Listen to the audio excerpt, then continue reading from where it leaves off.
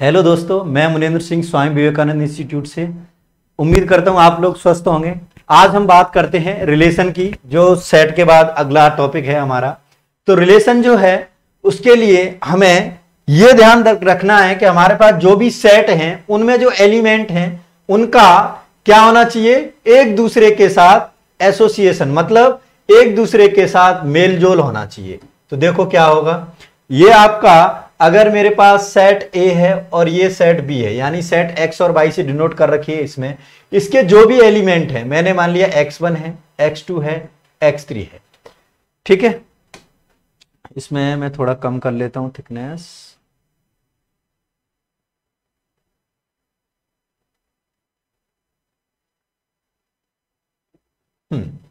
और सेट जो बाई है इसमें है y1, y2, y3 है। अगर मैंने इसका x1 का y2 के साथ रिलेशन किया, x2 का y3 के साथ और x3 का y1 के साथ, तो इसको मैं क्या बोल सकता हूं, यानी x का जो रिलेशन है, यानी रिलेशन x टू y, यानी x का y में रिलेशन है, जो कि किस प्रकार है कि x1 का रिलेशन है किसके साथ, y2 के साथ, यानी x1 का रिलेशन है मेरे पास y2 के साथ। इसको ऐसे डिनोट कर सकते हैं या फिर ऐसे लिख सकते हैं कि x1, y2 belongs to r, यानी x1 का रिलेशन मेरा किसके साथ है, y2 के साथ है। ऐसे ही इसको क्या लिख सकता हूं, x2 रिलेशन है y3 के साथ, इसको क्या लिख सकते हैं, x2 y3 belongs to r, ठीक है।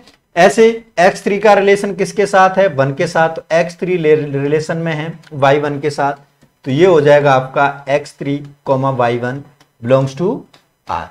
बोलो कोई प्रॉब्लम? तो ये क्या कह रहा है, a relation r from set x to y, यानी r such that x to y is a corresponding between set x to set y which some or more elements of x are associated with some or more element of set y, यानी set x के जो element हैं उनके कुछ या फिर ज्यादा एलिमेंटों का जो रिलेशन है वो किसके साथ है, सेट y के जो एलिमेंट है उनके साथ है। और जो सेट x है वो कैसा होना चाहिए, नॉन एम्प्टी सेट, और दूसरा भी क्या होना चाहिए, नॉन एम्प्टी सेट होना चाहिए, ठीक है। तो अब हम बात करते हैं कि हमारे पास जो रिलेशन है उसको किस किस टाइप से डिफाइन कर सकते हैं। तो देखिए आपको दे रखा है x और y जो है ये क्या है, एक सबसेट है किसके, a क्रॉस b के। और आपको पता है a क्रॉस b जो है वो क्या है, a क्रॉस b होता है आपका कि मेरे पास जो दो एलिमेंट दे रखे हैं उन दोनों का आपस में क्या होना चाहिए, प्रोडक्ट हो, तो उसको बोलते हैं हम a क्रॉस b, यानी कार्टेशियन प्रोडक्ट कर दें हम x और y का, तो वो किसके अंदर आने चाहिए, a क्रॉस b के अंदर आने चाहिए, ठीक है। तो देखिए क्या कह रहा है, मेरे पास एक सेट a ले लिया मैंने और एक सेट b ले लिया है। इसमें मेरे पास कुछ एलिमेंट ऐसे हैं जो नाम के फॉर्म में दे रखे हैं, जैसे ये राम है, ये श्याम है और ये गोपाल है, ये यहां पर अनिल है,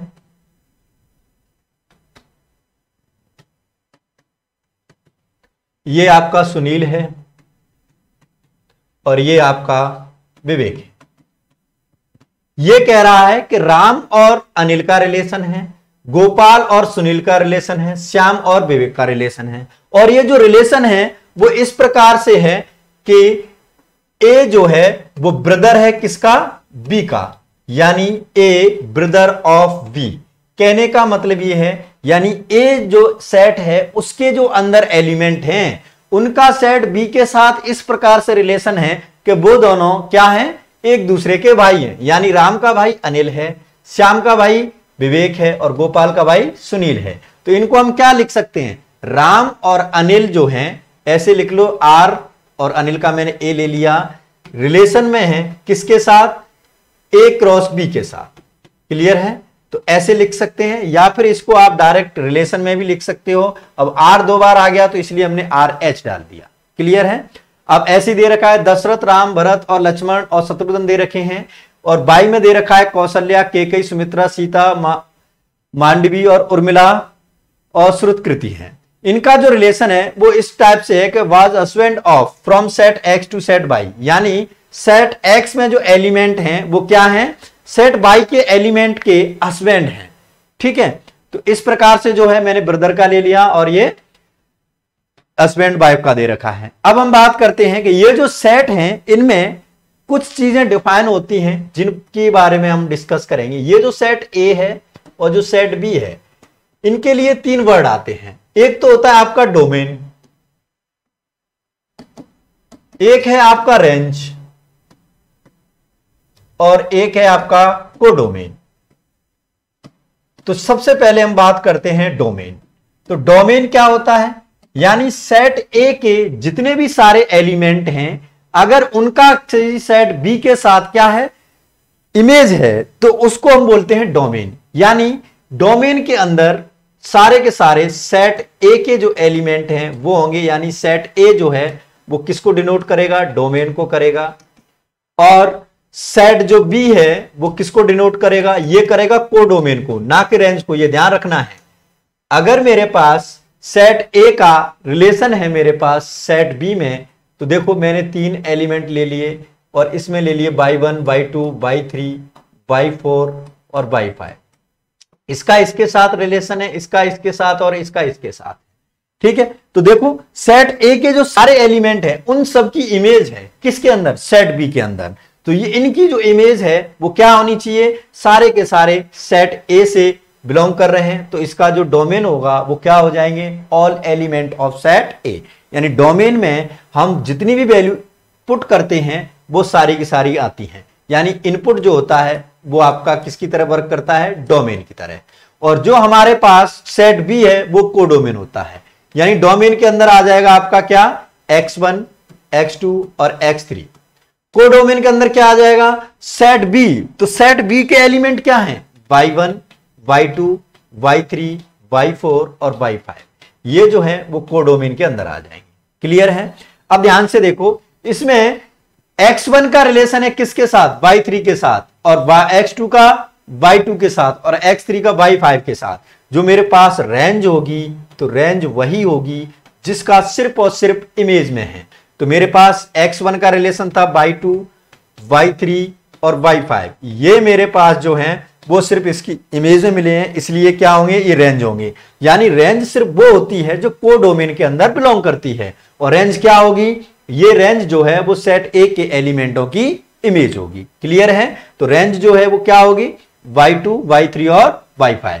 इसलिए जो कोडोमेन है वो क्या कह सकते हैं हम, तो पहला पॉइंट है आपका, जो रेंज है वो आपकी कोडोमेन का सबसेट होती है। यानी सबसेट ऑफ कोडोमेन क्या होगा, रेंज होगा। क्लियर है। दूसरी बात, अगर मेरे पास मान के चलो कोई सेट ऐसा है जिससे हमने प्रीवियस वाले एग्जांपल देखे, अगर इस पे कोई भी एलिमेंट खाली नहीं रह रहा है, यानी सारे एलिमेंटों का रिलेशन है एक दूसरे के साथ, यानी अगर रेंज और कोडोमेन दोनों क्या है, एक दूसरे के इक्वल हैं, रेंज और कोडोमेन क्या है, एक दूसरे के इक्वल हैं, तो इस सिचुएशन को बोलते हैं ऑन टू। यानी जब ऐसी कंडीशन होती है उसको ऑन टू फंक्शन बोलते हैं। यानी रेंज और कोडोमेन जब इक्वल हो जाएंगे तो वो किसके अंदर आ जाते हैं, उनको हम ऑन टू फंक्शन बोलते हैं। क्लियर है। चलिए अब हम बात करते हैं कि जो मेरे पास रिलेशन है इनके कुछ टाइप होते हैं। तो आपका जो रिलेशन है इसमें देखिए, सबसे पहला रिलेशन है आपका रिफ्लेक्सिव रिलेशन। तो रिफ्लेक्सिव रिलेशन क्या होता है कि कोई भी ऐसा सेट ए है जिसका खुद के साथ रिलेशन है तो उसको हम बोलते हैं रिफ्लेक्सिव रिलेशन। यानी सेट ए के अंदर जो भी एलिमेंट हैं, यानी अगर ए एलिमेंट सेट ए में है और इसका रिलेशन उस खुद के साथ है तो वो होता है रिफ्लेक्सिव। यानी ए बिलोंग्स टू ए होगा तो ये होगा आपका रिफ्लेक्सिव रिलेशन।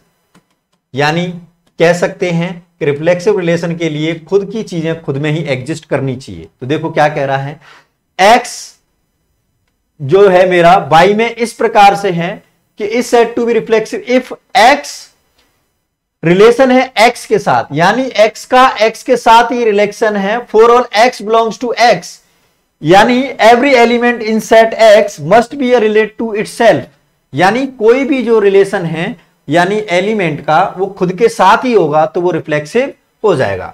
देखिए एग्जांपल में, मैंने एग्जांपल में बोला कि अ पैरेलल लाइन क्या है, a parallel line of a plane.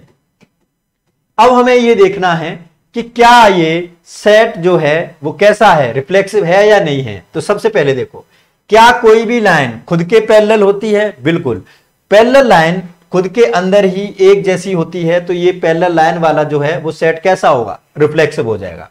Example 2 देखो, set of perpendicular lines, perpendicular lines. तो परपेंडिकुलर लाइन के अंदर देखो, क्या कोई भी लाइन खुद के परपेंडिकुलर हो सकती है? नहीं हो सकती। इसका मतलब यह है कि पैरेलल लाइन खुद के पैरेलल तो होती हैं, तो ये तो रिफ्लेक्सिव हो जाएगा, लेकिन परपेंडिकुलर लाइन कभी भी खुद के परपेंडिकुलर नहीं होती हैं, इसलिए वो हमारा रिफ्लेक्सिव रिलेशन नहीं होगा। क्लियर है? चलिए अगला देखते हैं हम, आइडेंटिटी रिलेशन। आइडेंटिटी का क्या होता है? सेम एज इट इज, हूबहू, यानी इसको डिनोट करते हैं हम आई एक्स से। तो देखो क्या कह रहा है, let X be a set then the relation I X equal to X comma X. यानी अगर मेरे पास x का x के साथ ही रिलेशन है, यानी x रखा मैंने और मुझे x ही, तो उसको क्या बोलते हैं? इसको बोलते हैं हम आइडेंटिटी रिलेशन। यानी आइडेंटिटी और रिफ्लेक्सिव दोनों सिमिलर जैसे होते हैं, बट दोनों में क्या डिफरेंट होता है कि कोई भी आइडेंटिटी रिलेशन है वो रिफ्लेक्सिव तो जरूर होगा, लेकिन रिफ्लेक्सिव जरूरी नहीं है कि वो आइडेंटिटी होगा। कहने का मतलब ये है, रिफ्लेक्शन का क्या मतलब होता है कि रिफ्लेक्शन का मतलब होता है कि अगर मेरे पास ये कोई रे है, अगर मैंने इस रे को इस पे इंसिडेंट किया तो ये रिफ्लेक्ट होके कहां जाएगी? इधर जाएगी।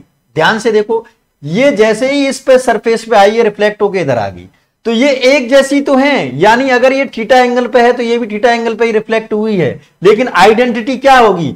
जैसे ही इस पे आई है, इंसिडेंट हुई है, तो ये वापस इसी पर ही जानी चाहिए। यानी इस केस में सिर्फ और सिर्फ किसका डिफरेंस आया? एंगल का। इसलिए यानी जितने भी रिफ्लेक्सिव हैं वो सारे के सारे क्या होते हैं? आइडेंटिटी तो हो सकते, वो आइडेंटिटी बाय रिफ्लेक्सिव तो हो सकते हैं, लेकिन रिफ्लेक्सिव आइडेंटिटी नहीं होते हैं। ये आपको विशेष ध्यान रखना है कि सारे के सारे आइडेंटिटी रिलेशन जो हैं वो रिफ्लेक्सिव होंगे, बट रिफ्लेक्सिव रिलेशन जरूरी नहीं है कि वो आइडेंटिटी हो ही हो। क्लियर है? थर्ड है आपका सिमेट्रिक रिलेशन। तो सिमेट्रिक देखो क्या होता है, जब कोई भी चीज एक दूसरे के क्या हो, सिमिलर हो, तो उसको हम बोलते हैं सिमेट्रिक। यानी अगर x y के जैसा है तो y भी x के जैसा होना चाहिए। अगर ऐसी कंडीशन है तो हम उसको सिमेट्रिक बोलते हैं। कहने का मतलब अगर x का रिलेशन y के साथ है तो y का रिलेशन भी x के साथ होगा। कब होगा? जब ये सिमेट्रिक है। क्लियर है? और अगर ये सिमेट्रिक नहीं है तो ये एक दूसरे के आइडेंटिकल यानी सिमिलर नहीं होंगे। तो सिमेट्रिक रिलेशन के लिए क्या होना चाहिए? इफ x, y रिलेशन में है, देन y, x भी क्या होनी चाहिए? रिलेशन में होनी चाहिए। इसका एग्जाम्पल देख लो। मान के चलो मैंने बोला कि a is a perpendicular line, perpendicular line. तो ध्यान से देखो, अगर a जो है वो परपेंडिकुलर लाइन है टू b, यानी a b के परपेंडिकुलर में है, यानी ऐसे है a परपेंडिकुलर टू b। इसका मतलब ये है कि अगर a इस डायरेक्शन में है तो b ऐसे डायरेक्शन में है, दोनों के बीच में 90 डिग्री का एंगल है। तो क्या मैं ऐसे कह सकता हूं b भी परपेंडिकुलर है किसके? a के। कह सकते हैं बिल्कुल, क्योंकि एंगल दोनों के बीच में 90 डिग्री होगा। इसका मतलब ये क्या है? सिमेट्रिक रिलेशनशिप है। क्लियर है? तो a और b जो हैं वो क्या हो जाएंगे? सिमेट्रिक रिलेशन हो जाएगा। अब हम बात करते हैं एग्जांपल 2 देखो इसी में। अगर मैं बात करूं कि a और b जो है वो क्या है? पैरेलल लाइन है। तो अगर a b के पैरेलल है तो b भी पैरेलल होगी। देखो अगर a b के पैरेलल में है तो हम कह सकते हैं b भी a के पैरेलल में ही होगी, ये भी सिमेट्रिक है। लेकिन अगर मैंने बोला a ब्रदर है किसका? b का, तो क्या ये उल्टा भी होगा? बिल्कुल नहीं होगा, जरूरी नहीं है। रीजन देखो क्यों? कि मान के चलो मेरी सिस्टर बोल रही है मुझे कि ये मेरा ब्रदर है, he is my brother.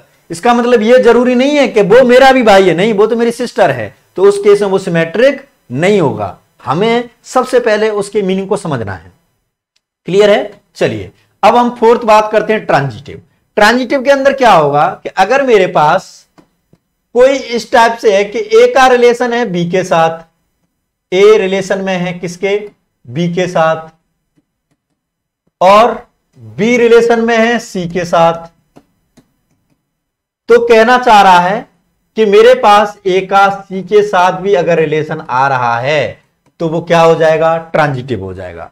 Transitive के लिए क्या होना चाहिए, 3 सेट होने चाहिए, यानी ए का बी के साथ, बी का सी के साथ है, तो ए और सी का अगर डायरेक्ट रिलेशन मिल रहा है तो इसका मतलब वो ट्रांजिटिव है। एग्जाम्पल की फॉर्म में देख लो, अगर मैंने बोला कि ए जो है किसके है, पैरेलल है बी के, एंड बी पैरेलल है सी के, तो क्या ए और सी पैरेलल हैं? अगर ये ऐसा है इसका मतलब ये ट्रांजिटिव हो जाएगा। तो एग्जाम्पल का इसका एक्सप्लेनेशन देख लो, मैंने लिया ए, इसको पैरेलल बनाया बी के, ए है बी के पैरेलल में, क्लियर है।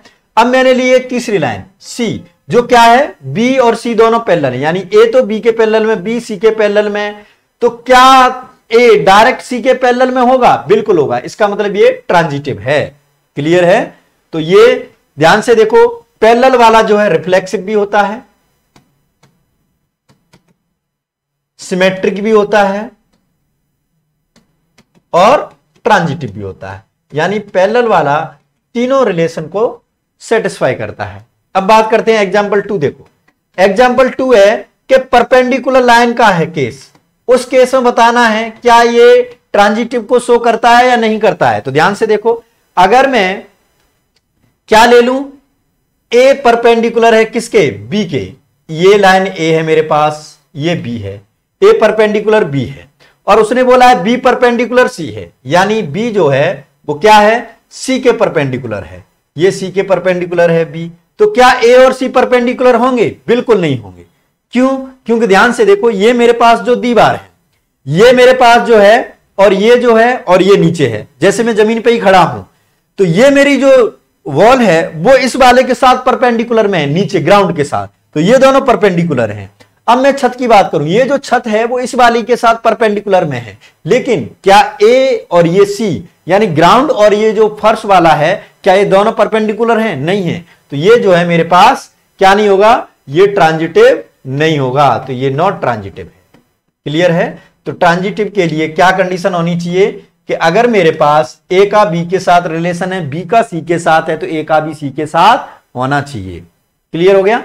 अब बात करते हैं हम anti symmetric relation. Anti symmetric क्या होता है, क्लियर है कि अगर मेरे पास कोई भी रिलेशन ऐसा है जो क्या है, सिमेट्रिक नहीं है, वो एंटी सिमेट्रिक हो जाएगा। तो देखिए, uh let A be an set a relation R on set A is said to be antisymmetric relation, यानी A comma B belongs to R and B comma A belongs to R, यानी A equal to B for all, A और B किसमें है, ए में ही belong करनी चाहिए, यानी ए बराबर बी आना चाहिए। कब? जब ए का बी के साथ हो और बी का ए के साथ रिलेशन हो, उस केस में ये क्या होंगे, एंटी सिमेट्रिक कहलाएंगे। देखिए इसका example, a relation being subset of is greater than और equal to an identity relation और एनी सेट ए, यानी कहने का मतलब ये है कि कोई भी जो सेट है वो आइडेंटिटी हो जाए, यानी एक दूसरे के इक्वल हो जाए, या फिर सिमेट्रिक नहीं हो, उसको हम क्या बोल सकते हैं, एंटी सिमेट्रिक रिलेशन बोल सकते हैं।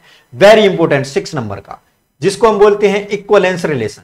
तो इक्वलेंस रिलेशन जो है वो क्या होता है, तो इक्वलेंस रिलेशन के लिए क्या खासियत होनी चाहिए कि ये जो है कोई भी सेट वो तीनों की तीनों होना चाहिए। कौन कौन सा? पहला, अगर कोई सेट ऐसा है जो क्या है, रिफ्लेक्सिव है, दूसरा क्या है, सिमेट्रिक है, तीसरा ट्रांजिटिव है। अगर ये तीनों हैं कोई भी सेट, यानी कोई भी स्टेटमेंट ऐसा है कि जो तीनों को वेरीफाई कर रहा है, then set A is known as equivalence relation, is known as equivalence relation. तो इक्वलेंस रिलेशन के लिए क्या होना चाहिए कि कोई भी जो सेट है वो मेरे पास तीनों होना चाहिए, यानी रिफ्लेक्सिव यानी खुद का खुद के साथ, सिमेट्रिक ए का बी के साथ है तो बी का ए के साथ भी होना चाहिए, ट्रांजिटिव यानी ए का बी के साथ है, बी का सी के साथ है तो सी का ए का सी के साथ भी डायरेक्ट होना चाहिए। अगर ऐसा केस है तो उसको हम बोलते हैं रिफ्लेक्स इक्वलेंस रिलेशन, क्लियर है।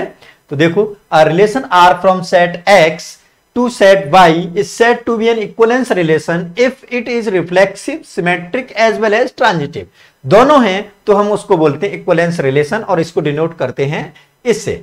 ठीक है, यानी अगर ए ऐसे लिखा है इसका मतलब ये है ए और बी का जो रिलेशन है वो एक दूसरे के क्या है, इक्विवेलेंस रिलेशन में है। तो इक्विवेलेंस रिलेशन के लिए आपको पता है कई चीजें याद रखने वाली, जैसे पैरेलल लाइन का जो ग्रुप है वो हमेशा किसको डिनोट करता है, इक्विवेलेंस रिलेशन को। क्यों, खुद का खुद के साथ पैरेलल होता है, ए और बी के साथ पैरेलल में तो बी भी ए के साथ होगा, ए का बी के साथ है, बी सी के साथ है तो ए सी के साथ भी होता है। दूसरा है आपका ट्राइंगल है इक्वलिटी वाले, ठीक है, कॉन्ग्रुएंस ऑफ ट्राइंगल है। अगर ये है कॉन्ग्रुएंस